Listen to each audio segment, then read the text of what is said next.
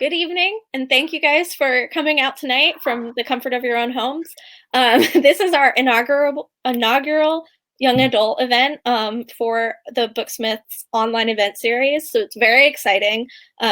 We've had all of these wonderful authors in our store before, but we're really fortunate to get to have them on this webpage with us here tonight, and we are so thankful to all of you for coming out.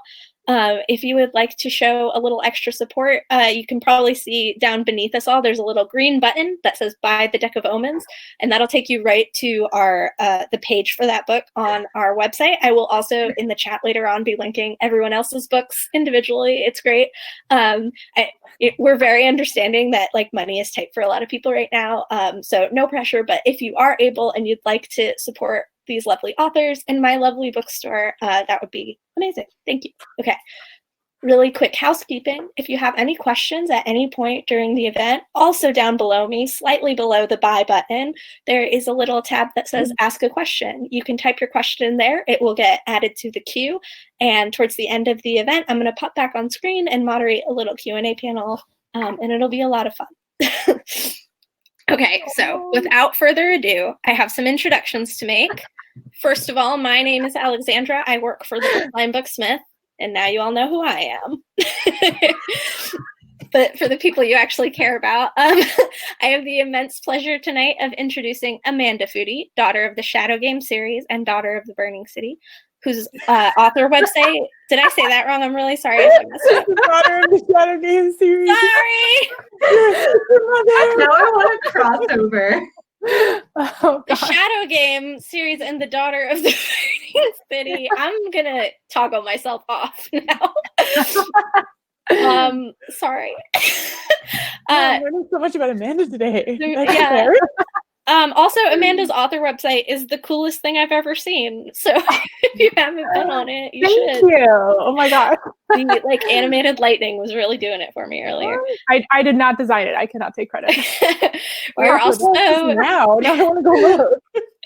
We are also joined tonight by Rory Power, author of I guess I have to say Burning Girls and Wilder Bodies Down, if we're keeping the no, author of Wilder Girls and the upcoming Burn Our Bodies Down, which is the most interesting book about corn I personally have ever read.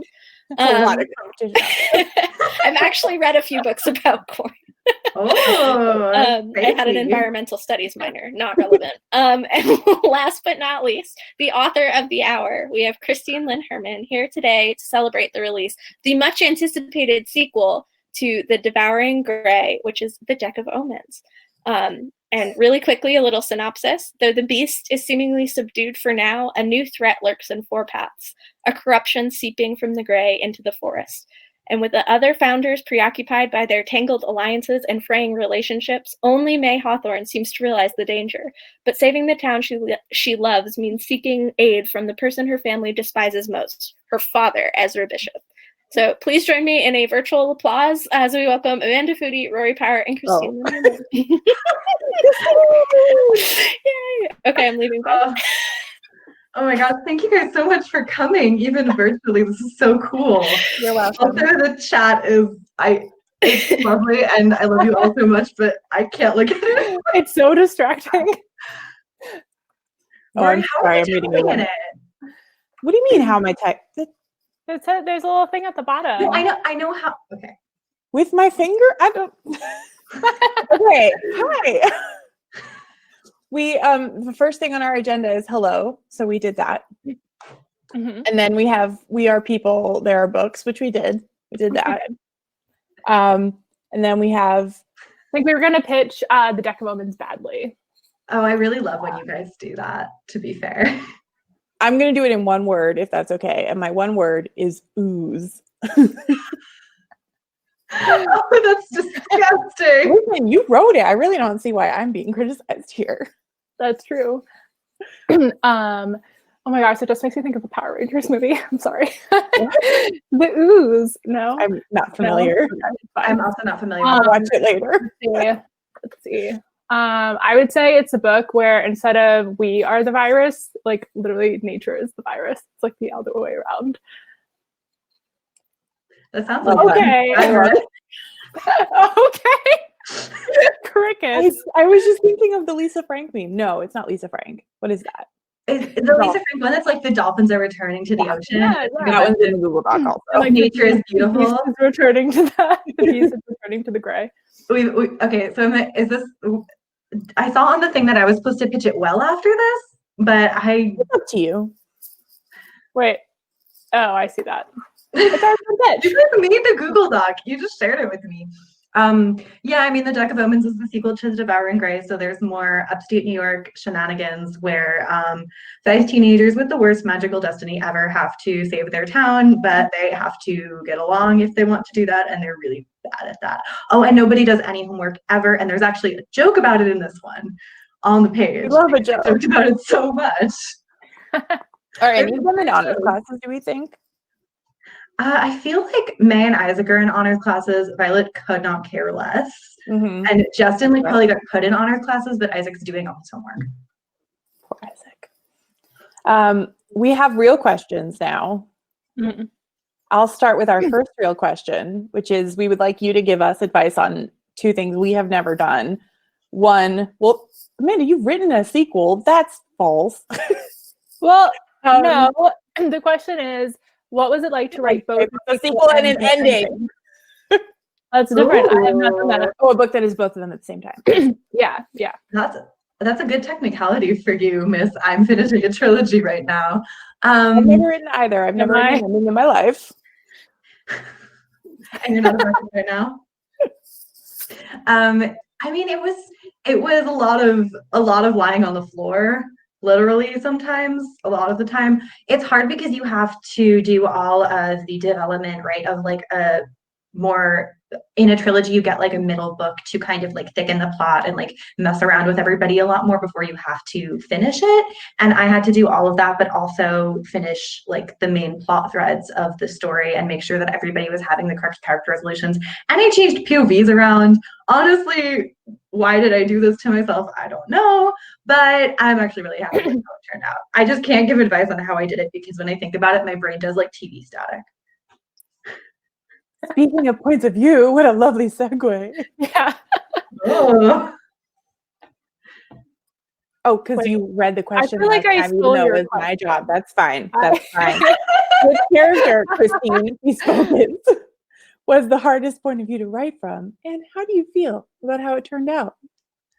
It was really hard to get May's point of view right because I had spent in the Deck of Omens, there are 2 new character point of views that like aren't in the first book, and then one of the POVs from the first book is gone. And of the 2, I had spent a lot of time thinking about Isaac's POV, and I knew pretty much like what I was going to do with it. His voice was not difficult for me. May was harder because May is just a harder person to understand, I think. And so it felt like trying to get to know somebody. It felt like asking them the same questions every day until they finally broke down. They were like, do you want to know? Fine, I will tell you what you want to know. Just leave me alone. And I was like, okay, I got what I needed. Bye. There's some May and Justin and Isaac discourse happening in the chat. There's some Justin hate happening right now in the chat. Which we won't tolerate. Personally. But I love a May stan, so just, we do stan. Oh, Amanda, it's your turn. Please keep up. Tara. I think it is well known that Justin is my favorite character. I was telling Christine the other day that I feel like back when she was editing The Devouring Gray and I was helping her edit it, and I kept being like, I want more Justin. I feel like that's the equivalent of like Christopher Walken and SNL wanting more cowbell. But I love it, and that's an excellent taste. Yeah. You're the only one asking for this. You understand club with like 2 people. Yeah. I'm glad people love May though.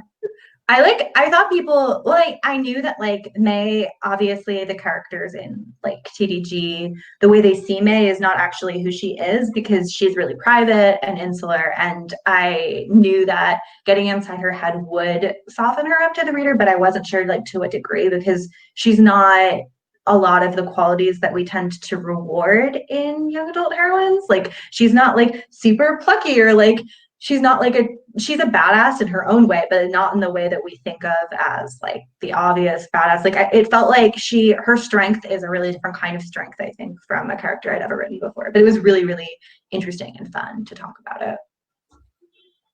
Okay, Mara and Chloe have correct opinions. They can stay. You can't boot people from the chat. What? I think Alex can, though. I'm going to bribe Alex. Oh, we have power. This is another actually very good segue. So how did you decide which characters would keep, gain, or lose points of view going into this one? I didn't want there to be two Hawthorns talking. That's too many Hawthorns. I love them, but they're a lot. I knew that the TDG is so like tied to Violet and her narrative and her part of the story that the idea of taking her out felt like ripping like a really vital organ out of the story. Like I needed to see part of it through her eyes to understand it. And she's also my gateway to Juniper, who's important and who I love. And I was like, I'm not doing that to myself. And then obviously Harper had to stay. Are you kidding me? After that ending, it felt like her arc is like equally divided between the two books, versus the majority of Violet's character development happens in TDG and the majority of Isaac's character development happens in TDO. And then like all of May's character development happens in TDO. It's been happening, but you don't get to see it until then. So it felt like who had grown the most and who needed to be like watched, who did I need to watch grow in like a more immediate way? And the obvious answer was that I had to swap Justin out for May, even though I was actually sad to do it. I know y'all hate Justin, but I have a big soft spot for him. He is a golden retriever. He do his best. His best is just bad. I saw that take in the comments and I completely agree with it. He's just not very good at anything except running, which he does like one time. But I don't know. I needed, after a whole book of looking at Justin's family through Justin's eyes, it was important to look at it through May's, because I think two kids in the same household can have a really different childhood. And that's never been more apparent than between these two books. Actually, let's transition to a related question that's not next on the list. Oh. You present a variety of sibling and I was trying to like be serious about it. Okay. You present a variety of sibling and familial relationships across the gray universe. Say stuff now about why it was important for you to do that and what you hope to achieve in doing so. Parentheses, lol. I have siblings. Some of them are texting me right now about my eyebrows. No, they're texting me nice things about my eyebrows. I'm sorry that my immediate sibling reaction was like, why are they being mean? No, they're texting me, we are. Okay, thank you. I know. Obviously, they're a really important part of my life. And also, statistically speaking, like 4 out of 5 kids raised in the US will have siblings. So it's part of most people's lives. And it's something I just wanted to talk about because I think that you can have so many different kinds of relationships with a sibling, the same sibling over the course of your whole life, because they change so much. And because like when you're stuck in such close proximity with a person for a really long time, it teaches you a lot of really important things about like conflict resolution and how like if you scam them out of their birthday money one year, they'll still yell at you for it when you're 26, and like, other stuff. Not that any of that's based on a real life experience. No, I would never guess that. Okay. Let's see. Which I'm getting reactions to that. Which 2 characters did you have the most fun writing in a scene with just the 2 of them? This feels like a trap. Okay, so like there's a couple of answers to this question. I am actually a really big sucker for May and Violet talking to each other. There are a couple of scenes where it's just the 2 of them, including one particular scene where they roast Justin that I really, really love. They're like little bits. Did you say May and Isaac or May and Violet? Violet, okay. Yes. Amanda was baiting me. She knows I'm a May and Isaac shiver. You're the only one. Okay. I'm gonna evict you both. I'm gonna do the rest of the event by myself. Listen, Mara, I'm right. Christine did it herself. Oh no, is there discourse? I figured out how to minimize the chat, but now every time I open it, it's too many. So I don't incredible plot development. I'm right. I do love Harper and Violet. I also obviously loved all of the scenes I got to write with Violet and Isaac, but that's like half the book because my editor didn't make me stop, which is great. We love enabling in this house. So I figured I'd pick like characters who get less moments together, so I had to make them count. I didn't get to go through like a whole big thing, which yeah is why I liked writing about May and Violet together specifically. But I also I love all of Harper and Violet's scenes because there's something so like organic to them. They've always just kind of understood one another, and I feel like there's this like really strong. I feel like because Violet, loses a sister right before she comes to Four Pats, and I feel like almost Harper fills that role for her. And I know some of you guys ship them together, and that doesn't really bother me because like whatever. I mean, everyone can feel how they want, but for me, it just always felt like this like you can have platonic soulmates, and it feels like that's who they are for one another, and I really love that. I loved writing a friendship like that because I feel like everybody needs at least one friend like that. It makes your life a lot less sucky. Now that we've spent a good 16 minutes on serious questions, you want to whopping 16 minutes. Now we have the fun stuff. We've planned some games.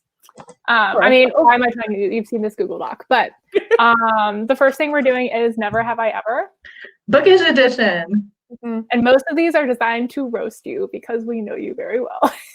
Yeah, I saw the questions. Oh, we forgot to fill out the last one. Whoops. We'll play two though. It's fine. Are we putting up fingers and like putting them down? Oh, okay, right. True. Good point. I think that's all right. Never have I ever cried about my book while not writing my book. I mean, like that's like not fair because I text you that I'm crying about it literally all the time. Yeah, like I've done that. That's not that bad. That's true. You've never cried about it when you're not writing it? Rory, you wrote this question. You've never really? Why would I? I'm not writing it. Head empty. When no right time to cry. I feel like I cry. I feel like I feel more emo about my books when I'm not writing because I have to use brain when I'm writing, but then I can just use soul when I'm not. I think brain and soul don't go together. But no, I'm not writing. Weirdos. We're all talking at once. Nobody can hear anything. Is there Shrek stuff going on in the chat right now? Yes. Oh, just a little. But he's love. He's life. Oh, good. Mara already said that. But because they're like, never have I ever, excuse me, bought a piece of clothing because one of my characters would wear it. I've definitely done that. You've done that too, though. Where are you talking? You. Me? Yeah. Like what? Black lipstick? That counts. Oh, okay, touche. That is a little much for me to wear casually. I was gonna say otherwise, I don't know. I feel like most of my characters have like questionable taste in clothes. Except Lola and I share the exact same wardrobe. I resent this as someone who basically has Grace's wardrobe in her closet.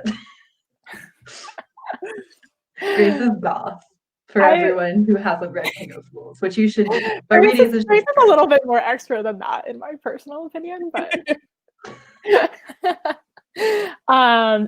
no, I mean, by ridiculous wardrobes, I mainly mean like Levi, but it's fine. But you're not walking around wearing pinstripe suits on the regular? I do have a pinstripe blazer, actually. I know, I saw that picture. Let's see. All right. I feel like I'm gonna lose this game. Like, I think we're gonna lose at the same time because you attacked me. Okay, I'm not gonna lose now. Actually, you are. Never have I ever based a character off an actual person. Okay, like look. I win. No, I will not tell you. Come on. Isaac is based on a real person, yes. Oh wait, I knew that. Wait. The next never have I ever is never have I ever based a scene off a meme to amuse myself. Oh, I've done that. I've never done that. I did not write that. You know how in Phantom Menace, Anakin goes when he's in his little pod racer, he goes, "It's working! It's working!" I wrote an "It's working" scene into my new book. I guess I could argue. You could argue that. No, I realized I find parallels to Shrek after unintentionally. I never do it on purpose. He just lives in your heart. He's always there. Oh dear. I'm writing 2 books right now that are both like ocean books, and so I have to describe sand a lot. And every time my brain is like, it's coarse and rough, and it gets everywhere. Every book is an Anakin meme. I'm telling you. I do think that there's something to be said about that. I love that kid. Our next question is never have I ever, and then we forgot. You just read never have I ever. So then we'll move on to most embarrassing song off your book playlist. Parentheses, it's all of them. Parentheses, looking at you, Amanda. It's true. Yours are way more embarrassing than mine. My actual book playlists are perfectly fine. I just happen to also have other book playlists that I don't think I have 80s versions of all of my book playlists because I unabashedly love 80s music. But I remember one time we were the 3 of us were all going to Vermont, and I put one song from one of my book playlists onto the car playlist. And as soon as it started playing, forget it. But why would you? I had so many good Selena Gomez songs laid out in a row, and you ruined it. I feel like that whole trip was both of you. Nightmares. Oh my god. She doesn't sing words, she sings sounds. She sings sounds. A lot of things are, but it's fine. What is yours? You can call me Al as a treasure. Okay. The most embarrassing song on the Deck of Omens playlist, which isn't going to be on the public version that I release because it's too embarrassing, but since you guys are watching this, I'll tell you about it, is that Maroon 5 song, which when you got to it, when you were listening to it, Rory, you skipped it, and then you texted me, and you were like, really? Which one? I forget which one. It's the one that's like really Sure. I'm looking at my Queen of Old's 80s playlist now. It's not Moves Like Jagger. I've got love got to do with it. That's kind of embarrassing, right? Your playlist really confused me though, because I was reading too fast and I got unsynced with the playlist, and like there was some weird shit going on. Yeah, you kept hitting the romance scenes during weird songs for them. I don't remember the Maroon 5 one though. I don't know if this is embarrassing, but every time it comes on my playlist, I do have to do a TikTok dance to it, which is Steve Reich, Music for 18 Musicians, which just sounds like absolute nothing. You also listen to your playlist while you write, which is it's really different from. I don't do that. No? Oh. I need the noise. I always need noise. I get confused. The only time I can like have distraction is when I'm like line editing. Then I like some background noise, which Amanda's watched me do. That's like the exact opposite of what should make sense to me. Like truly. All the time. I respect. Do it for the aesthetic. The person in the chat saying that you have to listen to certain. I take that. I think that's fair. Okay, the next question we have is choose your family. Like in the 4 families in the Deck of Omens. I mean, is the Saunders Christine, give us your options. Lay the options out.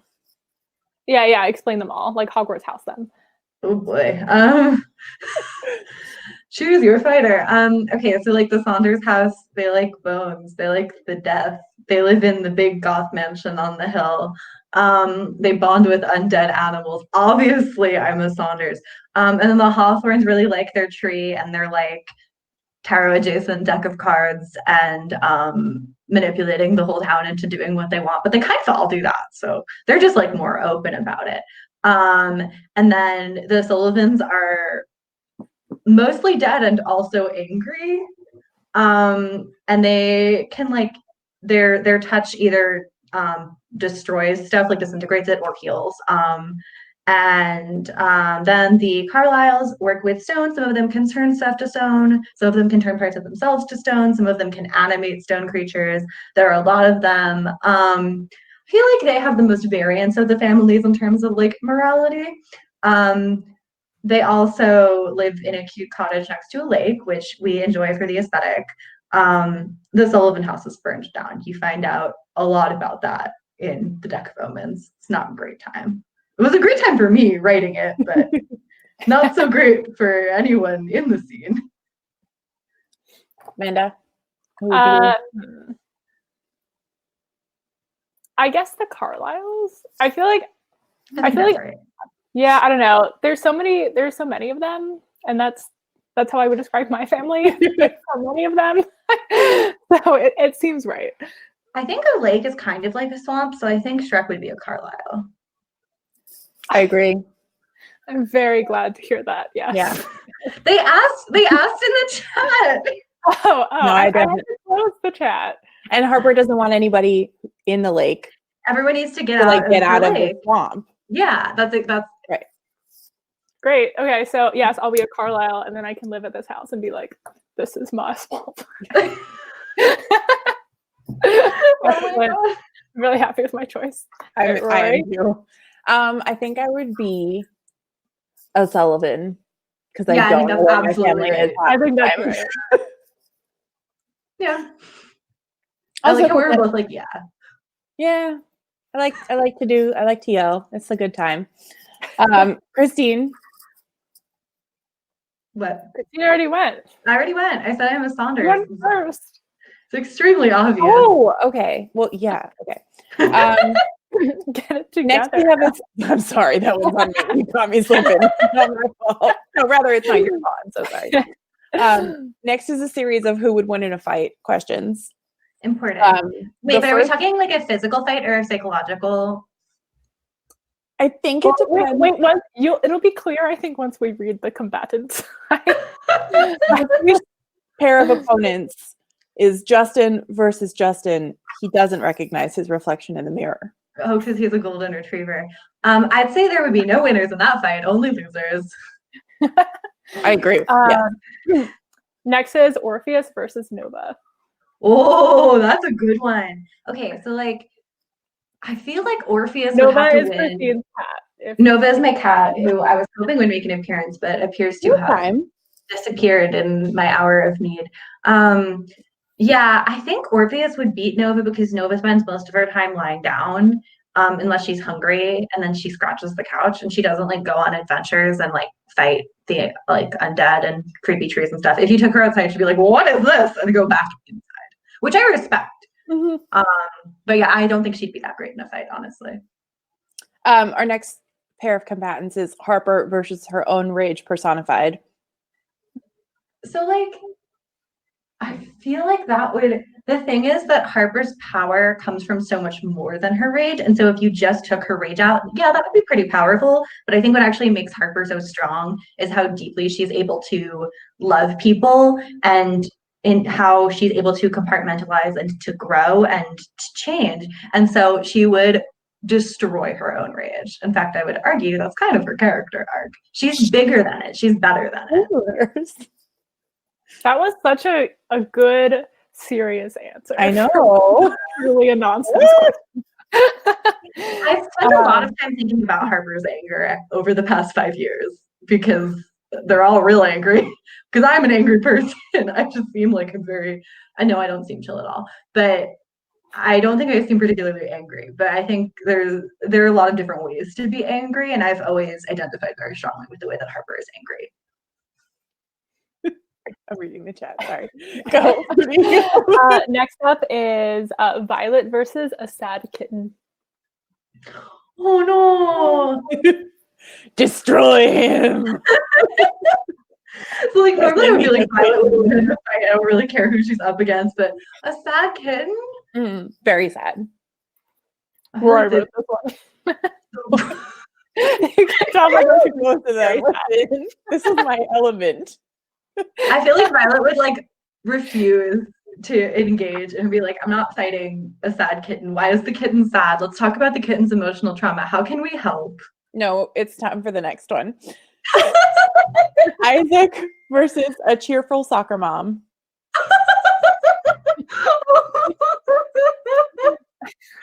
I know who I think would win. I feel like Isaac's truest enemy is a cheerful soccer mom. Well, yeah. I don't think Isaac stands a chance. Me neither. I don't think so either. She would take out her hydro flask and it would all be over. How about May versus a pair of polyester pants? May would see them and immediately die. That would be it. That's how I thought this would go. And then finally, you versus literally any of your characters. Immediate death for me. Amanda, these are turning out just how we thought.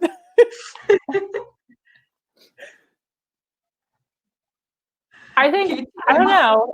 Okay, actually, wait, I can do Justin, I think. I think that's fair. Fight the tree boy. I could beat up Justin. Oh, God. Rory, would you survive fighting any of your characters? No. No. They would destroy you. They like walk and like stand. They can do any of those things. Oh, man. Now we have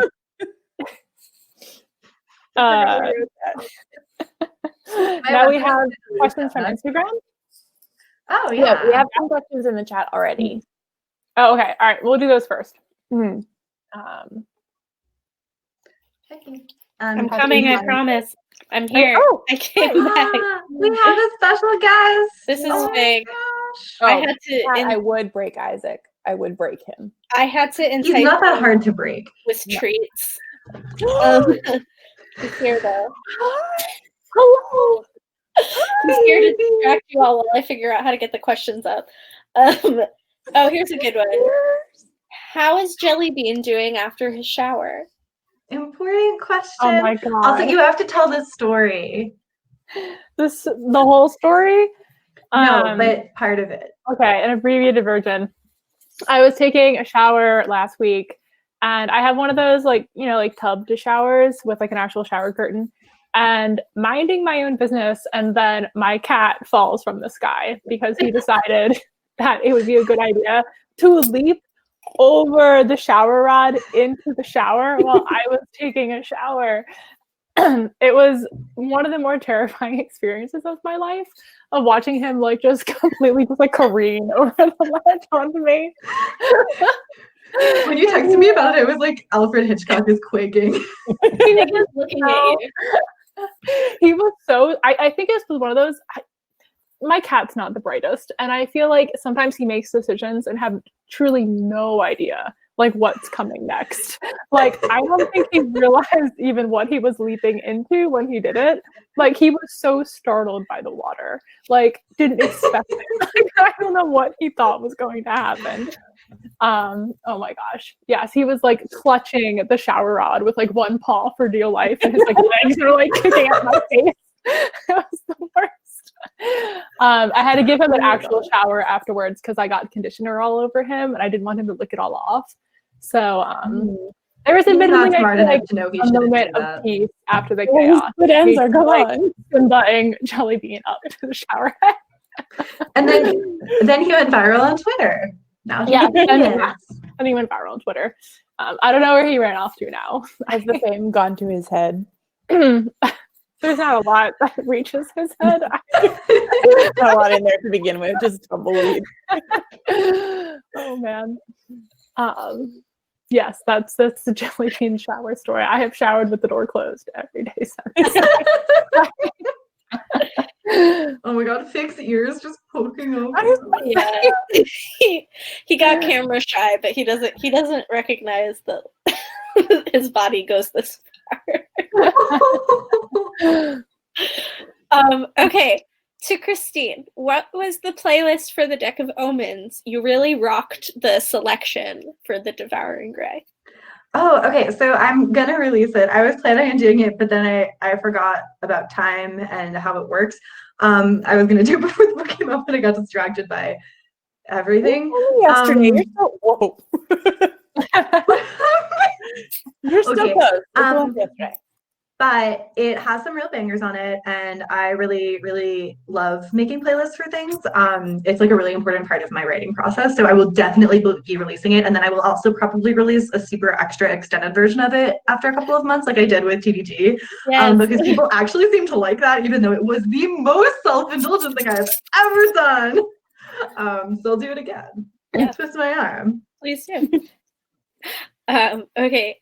And I think this one is for all of you. Can you recommend any diverse reads releasing this year or next year? Yes. Okay. Well, I just feel like I'm reading a really great one right now. I'm reading Cemetery Boys by Adam Thomas. Which is it was so fantastic. good. It was so good. And it comes out, I think, September 1st now. And it's just the contemporary fantasy that I like didn't know I needed to read. It's like if Coco was queer and a YA book, and just so, oh my gosh, it's so good. It's kind of like the puppy dog elements of Justin, I think, translate really well into the love interest of that one. I had that thought while I was which I love. But like not the not knowing what's going on ever elements, although a little bit sometimes. Oh, okay. I've been given cat treats to try to control that on. Let's see if this works. Is it coming on? Come here. Come here. Okay, you have to come into my lap if you want to eat them. I'm thinking about it. Come here. Come on. Is she the kind of cat that will like respond if she sees other, like sometimes when Fig sees cats on the Animal Planet, he like reacts. I don't think she knows what other cats are anymore. I think she's decided she's like a superior being to all other beings, so she doesn't have to think about other things. Come here. You have to go into my lap if you want. Okay, she's just behind the chair now. She's like, you'll get tired. You'll cave in. Let's just keep going. Maybe if I pretend that this isn't happening, she'll jump on me. Yeah, there you go. See, I have treats. I have the treats. Ooh, here's an important one. Is it TDO, DOO, or TDOO? Okay, so technically I guess it's TDOO, but that was too many letters for my brain to remember at one time. So I say TDO. I've seen people say DOO. I don't care, but I just feel if I ever publish another book that starts with the, everyone's gonna laugh at me forever because You mean like next the one that you sold? I think it's really important to point out that Janella just called your book the Deck of Omelets. That's exactly what it is. Okay, so you guys are getting. It's so beautiful. You're so close to the trees. You're so close to them. Personally, I like do. I like to do sounds better, but to do is evocative. The reason I don't like do is because she's here. She's eating the trees. She's gonna leave in 2 seconds. Fig, say hi to the cat. Make the cat say. This is what the people came for. It's okay. Sorry about my wrinkled sweatshirt in the background. No, it's okay. We love it. But the reason I'm scared of do is because I had a Furby when I was a kid, and it would say do as hello. So is that normal? No, I don't. About a Furby is normal. But there's nothing about Furbies that I understand or endorse, but that's why I don't say it because I'm scared. Have you guys seen those really long neck Furbies that people like? They take the head of Furby. Oh my gosh. Oh my gosh. There's an author who I am friends with, Sarah Griffin, who wrote Other Words for Smoke, which is great. And she got given a Furby at a reader event, and I did a couple of events with her last summer, and she brought the Furby to all of the events. And so he would just talk to us on the train on the way there. It was terrifying. Hi. Oh no. Hello. Goodbye. Still doesn't really know what's happening, but okay. How did you decide to take the romantic relationships where they went? I think that was attempted to be phrased in a way that isn't spoilery. I understand. Okay, so I think that the way that being like obviously there were a lot of options. Being a teenager is complicated, and I didn't want to write in a way that felt like anyone was like, fated to be with anybody else, because I feel like this just isn't that kind of story. And I actually can really dig that kind of story. I can think that they're really fun and romantic. It just, for these characters, nobody is supposed to be anywhere. They're just making choices that are the healthiest for them at any given time. And so I thought about what options would help them the most. Alex, what's happening to you? Fig is chewing. Fig just dropped his bone all the way down the back of the couch. Oh, Fig. I'm sorry. Oh, it's totally okay. This is adorable. This is exactly the chaotic energy I want. Oh my god. Okay, you keep answering the question. That was really good. You were being so profound, and then my dog decided to be a demon. I'm gonna let him. He's a good demon. We love him. Stop it. Stop my thing. Okay, so basically, I just felt like how they were growing and what they wanted and like who they were. Sorry. And who they were becoming made sense to me that they would gravitate in the directions that they gravitated in, which is like as much as I can say without spoiling things. But yeah, basically it was chosen based on their individual character development, which and like who I felt like actually realistically would like grow together and who wouldn't, and also who would see each other as like viable romantic options in the current context of all the other ridiculous stuff happening to them. I'm back. That is not true. Ship whoever you want. I was a massive multi-shipper growing up. Oh yeah, I'm calling out Kat in the chat saying I feel like Christine is low-key dragging some shippers. As long as what you're shipping is legal, I don't care. Do what you want. Oh my gosh. Listen, mine was great, and then you ruined it. So, Mara, no, they would. I'm right. Christine is wrong. Christine ruined it. I'm right. How can I didn't actually know this about you until today. I've been very, very vocal about it to Christine specifically. Yes, very vocal about it. They're putting in lines and then sending me snippets and being like, "Look at this," and I was like, "Do you realize what you did? You put more in there." Characters who live in the same town and are sometimes in the same room, in the same town, and sometimes in the same room. You know, you shouldn't have done that if you didn't want me to read it. I have done absolutely nothing wrong. And I won't be treated like this. I don't know what's going on with Christine's video, but it keeps like turning like you have like a green filter kind of over you. I don't know why it's doing that either. But it's extremely powerful. I will tell you that Nova is trying really hard to get to the treats and has knocked them off the desk more than once. Okay, let's see if there's a less divisive question. If your book had a theme song, what would it be? I think that you're all supposed to answer that one. So if your individual books or series had a theme song, what would they be? This is a song on the Deck of Omens playlist. Bad Decisions by Bastille is the theme song of the Deck of Omens. It's about bad decisions. Yeah. Or you have to go on and forget every song I've ever heard. No, me too. Like scrolling my Spotify, like, oh no. Oh, should I go like 2014 Tumblr? Yes, I will. Yes. Howl, Florence and the Machine. Oh, They do be yelling though. they do be yelling. Fantastic. Come on. Are you looking at your playlist? Maybe, yes. I forgot every song that's ever been sung. Let's see. I mean, this feels like a cop-out, but there actually is a song on my Ace of Shades playlist called City of Sin. I've had like multiple songs like that actually. Is it like by Genesis or something? Excuse you. No, by like some hip, like modern singer, okay? I also have a song on my Queen of Volts playlist called Sinners by somebody.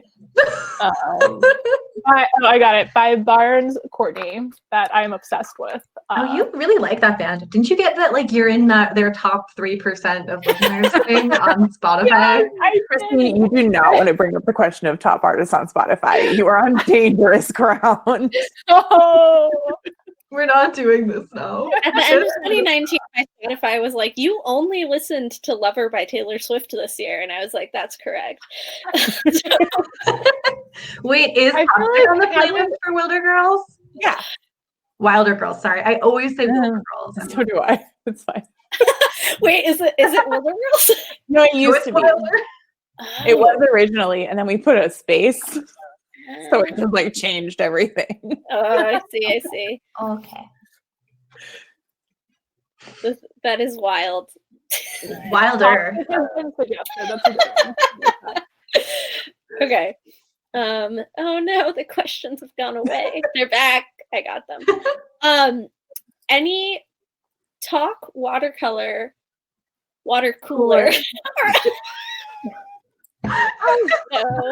I'll go. Or otherwise about a movie. Apologies for getting here late. It's okay, David. So any talk about a movie? I watched Tangled last night. It was great. I've seen Tangled a million times. It never gets not great. Are you guys part of the YA Twitter that watches Tangled the series? Okay, so the reason I rewatched it is because I'm gonna do that so that I can yell about the night lady with the dark hair, because I have only seen pictures of her, but I know it's gonna be a thing. It's really There's good. a Tangled series? There's a Tangled series.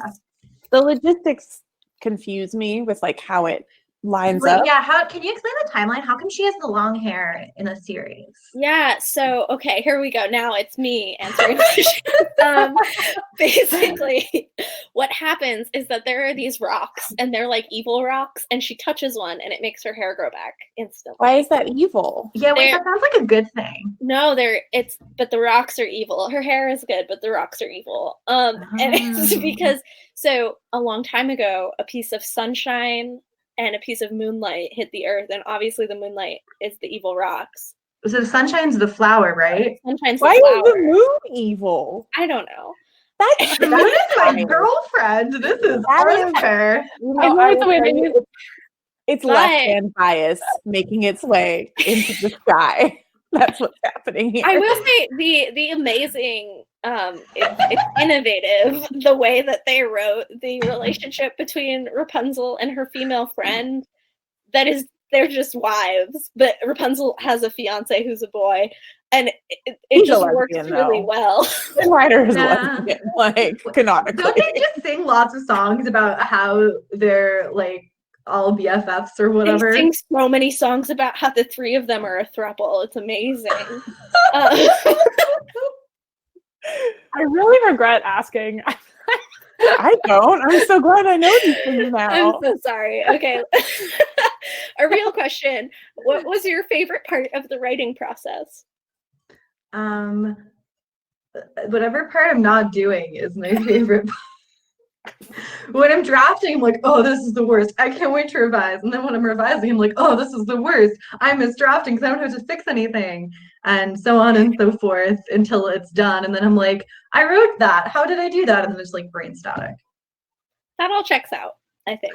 What about Amanda and Rory? I like the part where you're on break. That's the really good part. So you like not writing? Well, no. Oh, I could quote Dorothy Parker, but that would be only because I read that from Gilmore Girls. So, is that the I love having written one? Mm-hmm, mm-hmm. Oh yeah, I quoted that. She's right. I mean, she's right though. So like, she's great. Nova's currently trying to chew open her treat box, so we've really progressed. Let her in. Let her in. That meme. That's my favorite part. Honestly, I like brainstorming.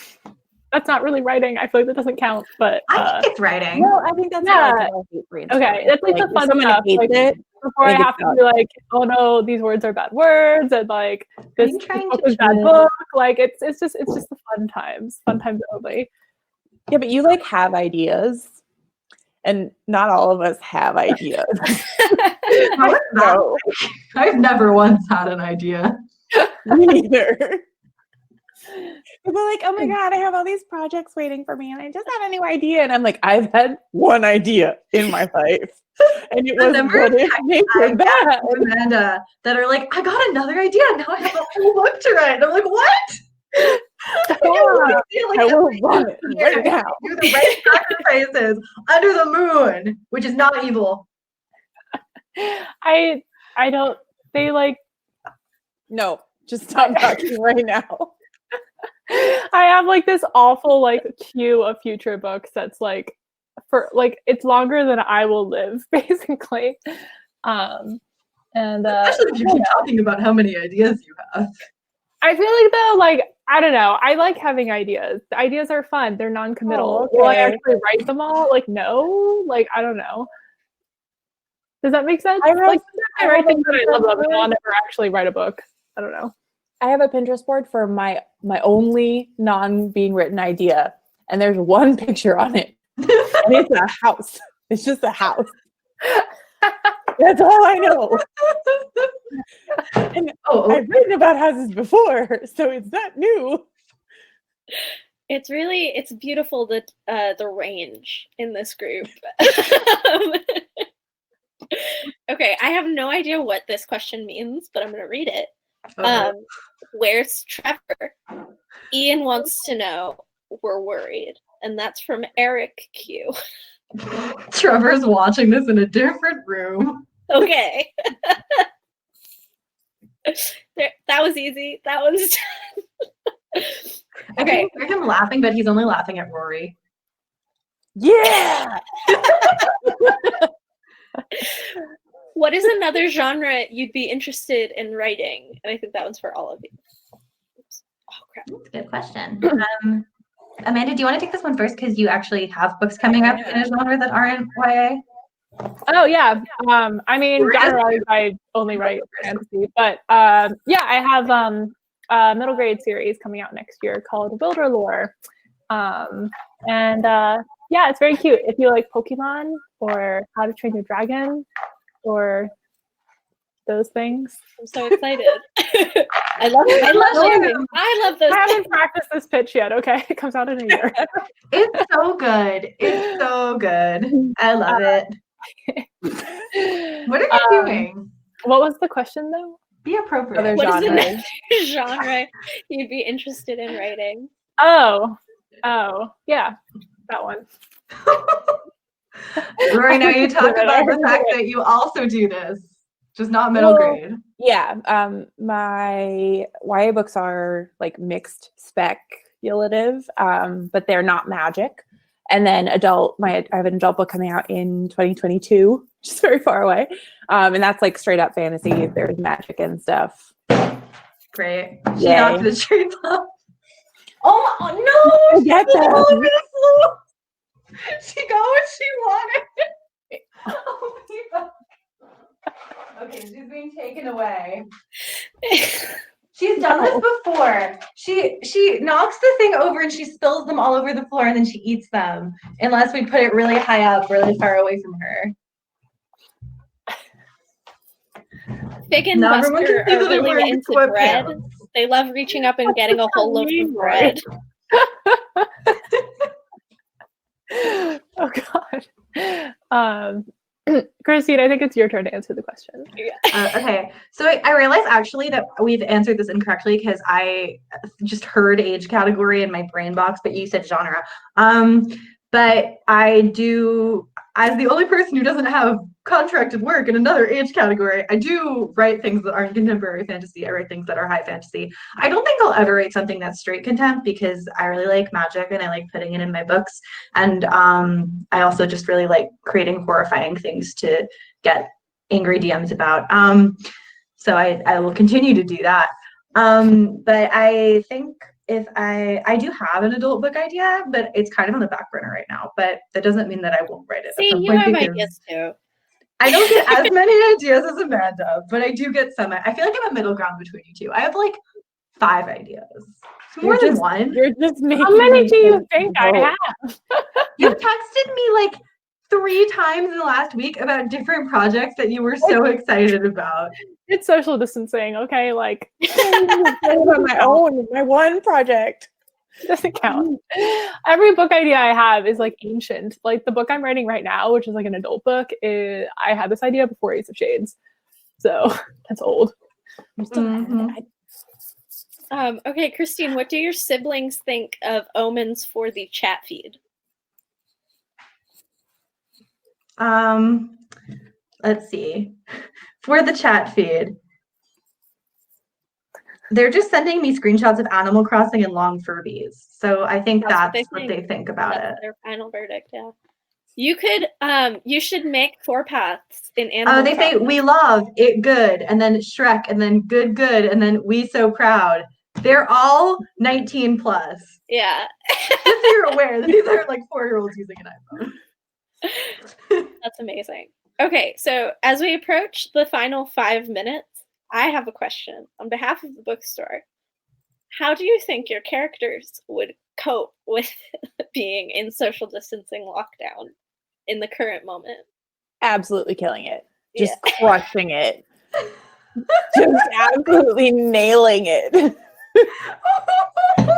10 out of 10. Killing it. Straight champions.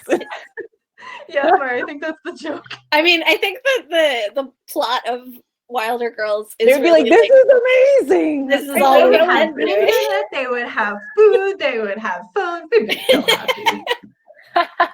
They would be like essential businesses. That's way Right. better than what we've Yeah. which is nothing. What about you? Oh yeah, I was gonna say everyone in the chat saying that Isaac would be really happy. That's true. Isaac has like a really, really long TBR, and he would be like, oh my god, nobody can show up on my doorstep and ask me for help for at least 6 weeks. This is the best. And he would just read all of his books, and he would be so happy to not be bothered by anybody. And then I think May would be delighted until she would realize that she would be stuck with Justin the whole time, and he would get really bored really quickly. And so he would like, I think he would like bother her like 5 or 6 times a day, like, hey, do you want to hang out? She'd be like, no. I think Violet would think that it was going to be really fun for her, and then after like 2 days, be like, no. I think Harper would social distance with Violet. I don't think she would do it with her else. I think she'd be like, bye.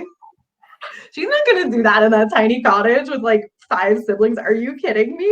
No. I agree with the chat that Justin would break social distancing rules, but he would be like, I want to give you a hug, and come and give you a hug, and he'd be like, dude. He would break social distancing rules like one time, and then everyone would yell at him so much that he'd feel terrible, and he'd apologize a lot, but then he'd break them again. He would be the one who's like still trying to go to the gym even though the gym is closed, and Oh my god, Standing there with his hands pressed against the glass, like, please let me in. Oh gosh. strong himbo energy. It's true. I don't think my characters would cope very well. I'm thinking now about like Lola and Talk. I feel like Lola would initially try to quarantine with Talk and then the irons, and then instantly regret it. I don't think she bargained to like quarantine with Levi for like months. I think Grace would murder Roy, like about 3 days into the situation. I don't really know how Ed and Levi would handle it. I don't think very well. I don't know. And would read a lot of romance novels. Anne would read so many romance novels. I think Levi might just set everything on fire at that point. Yeah, I don't know. It's set during like Spanish flu era too, so like it'd be like worse. Yeah, I don't know. I can't think. They've been through so much. Putting them through this too, like it didn't even occur to me. Maybe a little social distancing would be nice, though, you know, like some rest. Like, Yeah, I could see some of my characters being like, oh, thank goodness. yeah. Nobody can bother me for a little while. Yeah, How just would sort your of characters do in a Zoom meeting? Oh, just mute.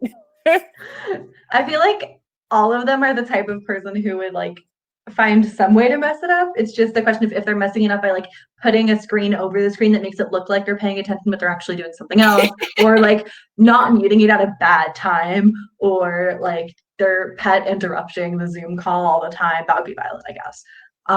There are a lot of different ways to be bad on Zoom. I think they could encompass all of them. The Wilder girls are on Zoom during the bear attack. In case anyone was wondering, Nova has come back. I did not clean up all the treats off the floor, and she's now just eating them. Okay, well, we have 30 seconds left, so I'm just going to say again, thank you all for coming. The buy link is down below. I linked Wilder Girls and Ace of Shades over in the corner. I just lied to you. I linked Burn Our Bodies Down pre-order. I'm doing great. Buy them both. Thank you all so much for coming. Yes, thank you all for being here. Thanks to our lovely authors for joining me. And I hope you all have a safe day. Be well. And yeah, I'm going to end it now. Bye. Bye.